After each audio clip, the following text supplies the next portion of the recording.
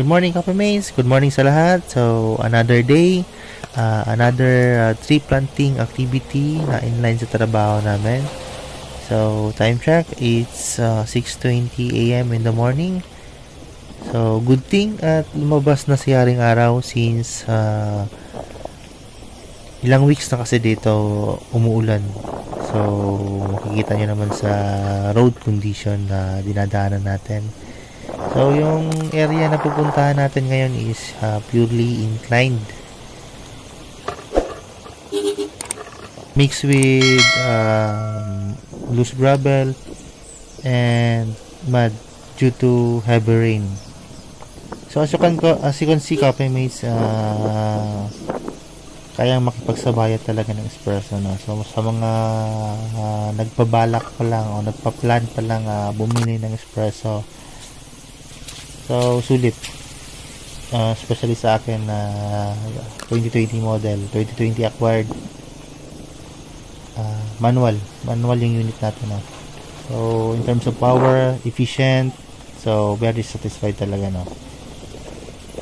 Wala talaga akong masabi. So, kahit saan, kahit kailan, maasahan mo talaga yung Suzuki Espresso. Good thing talaga at nakakuha tayo ng magandang model. So, ever since, wala pa tayong mga issue na na-encounter. Kahit yung unit natin is purely DIY maintenance lang. So, sundan nyo lang yung video, Coffee Mates, and see to appreciate in terms of power and efficient na hindi mabubutas yung bulsa nyo sa gas.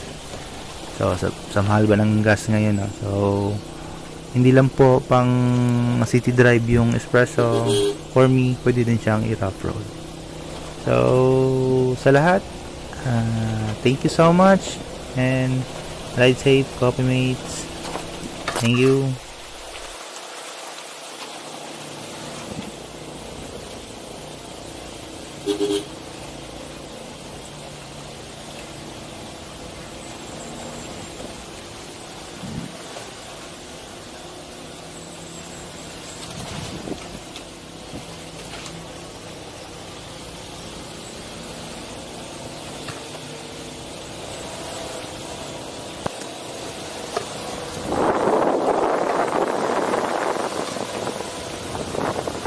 A few moments later.